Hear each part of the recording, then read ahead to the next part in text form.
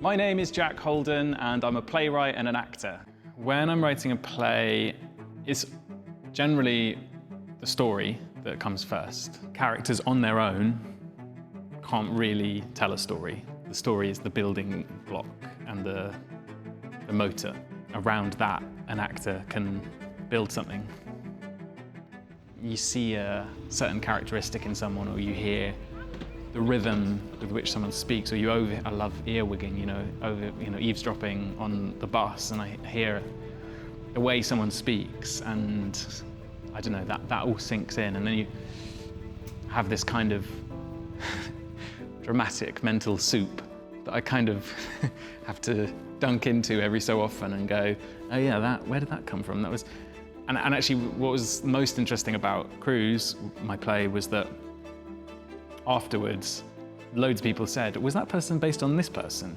And I was like, oh yeah, I suppose they were in a way, but I hadn't thought about it that consciously. So yeah, I think the subconscious does a lot of the work there, as long as you're just sort of observant and listening.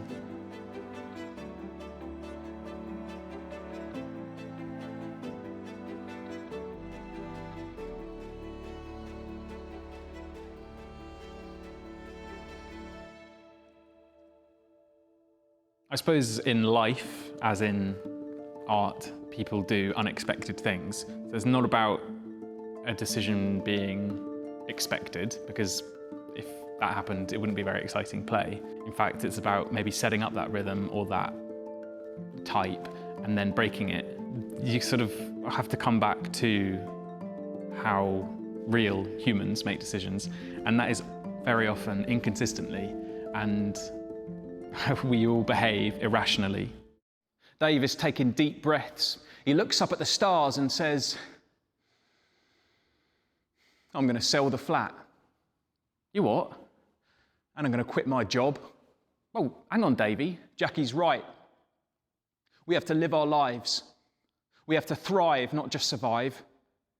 In plays especially, kind of what we're there to see is humans behaving in a specific, dramatic, unhinged way. You can think as sort of creatively as you want, really crazy stuff might happen to your characters, but what defines those characters authentically is how they react to those situations. We have to live our lives like normal. No, better than normal, wilder than before. And I might get sick and I might get weak, but you have to promise me one thing, Mikey, that you'll never make me go home if I don't want to go. You'll let me stay and dance and drink and live. Can you promise me that, Mikey? Even as he says it, he's trembling a little. His face is pale, almost grey. All I want to do is look after him, give him a hug and tuck him up in bed. But I love him enough to give him anything he wants. Okay? I promise. It's whatever works for you. If you need to know where this character has come from or why they behave in a certain way, down to the last detail, then go ahead and, map it all out. Approaching a character as an actor, you don't need all of the detail. You don't need every question answered. You just need kind of anchors in the character, fundamental things that you can build the character around. There are plenty of actors who don't do any backstory work, and they still create amazingly powerful performances, and there are actors who go away and fill notepads with the backstory. So as a writer, I know that I don't have to fully detail this character, their entire life story, every waking second of their life. I need to give enough detail that the character is plausible and interesting and exciting. People enter our lives all the time and we don't know every last thing about them. But if you can bring in these characters and they feel real with only a few details, then that's fine. You don't need to know everything about everyone. And in fact, a little bit of mystery and ambiguity is sometimes very exciting. This is the second time I've called this number. When was the first? A few months after me and Dave met. What did you call to talk about? Well, let's play it out, shall we? I'll be me, you be an 80s version of you. All right? All right, ring, ring. Hello, switchboard. Yeah, hello, my name's Michael. Oh, hello, Michael. My name's Philip. What? Why can't your name just be Jack? I don't know, carry on. All right, yeah, just wanted a bit of advice, really. Okay, what do you want advice on? Me and my boyfriend, we've just been to see the doctor. We've both been diagnosed with this gay cancer, the gay plague. That's what the papers are calling it anyway. You mean HIV? That's right. How old are you? I'm 22. Christ. Right, that's not the reaction you meant to give. My favourite Shakespearean character is Iago, and I think the reason I love him so much is because you, as an audience member, can immediately identify what the game is, what his objective is, and he shares that with the audience. And because he shares with us so directly, that's compelling. Phoebe Waller-Bridge's Fleabag character is iconic and kind of changed the form of modern theatre, and again, actually in a similar way to Iago, there's a lot of direct address, soliloquy, and therefore we're just let into her world. And also, yeah, she's kind of a bit of a messy character, like Iago, and that's very relatable, and she does irrational things. Yeah, I took a lot of inspiration from Fleabag. My key piece of advice would be, don't be afraid of big characters going big. I mean, they're really fun to play as an actor, and the theatre is a space where characters can be big, and we can explore the upper end of characters. And I think you can always tone a character down. You can always rein them back in. But I think you've got to go there, even if it's just to explore. But I think by going there, you'll make some really interesting discoveries about them, the play, the world of the play. So be brave, go big. We rent a flat in the heart of Soho, and with the money we have, we don't want for anything. We eat out every night, drinks every night, buying things we don't even need just for fun, treating our friends, treating ourselves. We get to the point where it seems to make perfect sense to buy a 128-piece set of silver tableware and cutlery inspired by the Viennese banqueting accoutrements of Empress Elizabeth of Austria. And we live in a one-bedroom flat. The way I told the story of Cruise was with just me playing many characters, and so that meant there were two-handed scenes where I was talking to myself, which sounds weird, but hopefully you'll see how it works. And in this scene, the main character, Michael, has stumbled into this bar which feels like something from a different era, and he meets this very colourful character called Polari Gordon. Oh, varder the eek on that.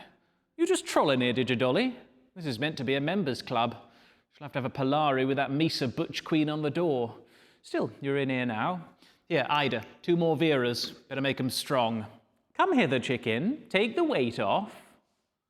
I don't know how it happened or how I got through, but I'm up in the Colony Room Club. A tiny little place up some winding stairs full of smoke so thick you can scrape the yellow off the walls. Before I know it, I'm sat on a bar stool with a G&T in one hand, Dave's plastic bag in the other, and this bloke in a maroon 3-piece plus matching hat talking at me in a foreign tongue. So, what is it? Scarpering the lily? Shushed something you shouldn't have? Not a dilly boy, are you? Well, never you mind. Sip your Bavari and relax. Gordon will look after you now. There's nonty charpering homies coming through that door. Never has been, never will be. This fantabulosa laddie is safe. The safest place in Soho. What's in the bag?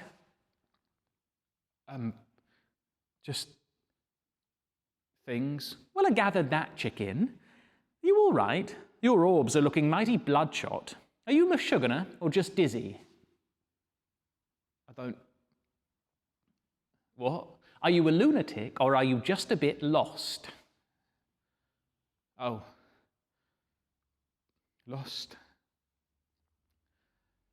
I'm just lost. Well, there are worse places to find oneself lost. Chicken, we're all lost in one way or another. It's how you cope in the wilderness that counts. We're told we should be found, that knowing where you are is the paradigm, the promised land. But I often find it's the people who know exactly where they are all of the time who aren't much fun. It's just, I had a really good travelling companion, and now I don't. Gordon looks at my plastic bag again. He frowns at it, sees Dave's gold chain curled up and pressing at the underside. You've lost someone very dear to you. He knew you better than anyone. Well now, there's nishta quite as naff as that. Ida, 2 more on the double. And sauce us some mongery too. He's wasting away, poor filly. I lost someone once. Not in the same way, but just like you, he had helped me find myself. He was my journal, my mirror, my shrink, the keeper of my history, and I was his. And when he went away, so too went the pages of my journal.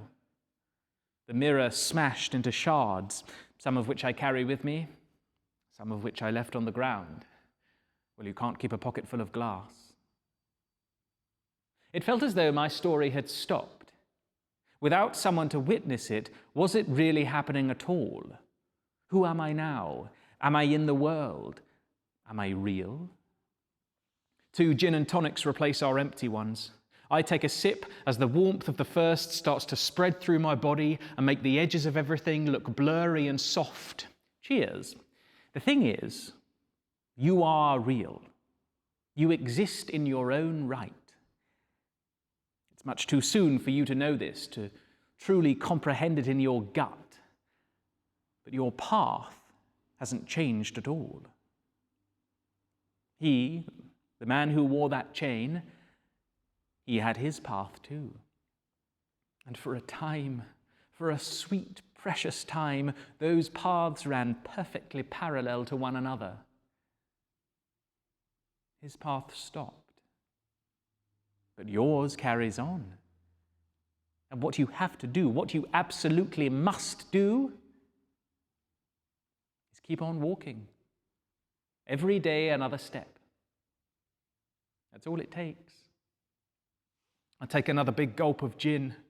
My eyes are prickling with moisture. The barman slides a plate of sandwiches onto the bar. Gordon nods at them and says, "Right, fill your boots, then scarper off home. This is a members' club after all, and I'm not made of Metzers. Need me again, you'll find me here. Or occasionally in the Ajax Kazi. Ask for Polari Gordon."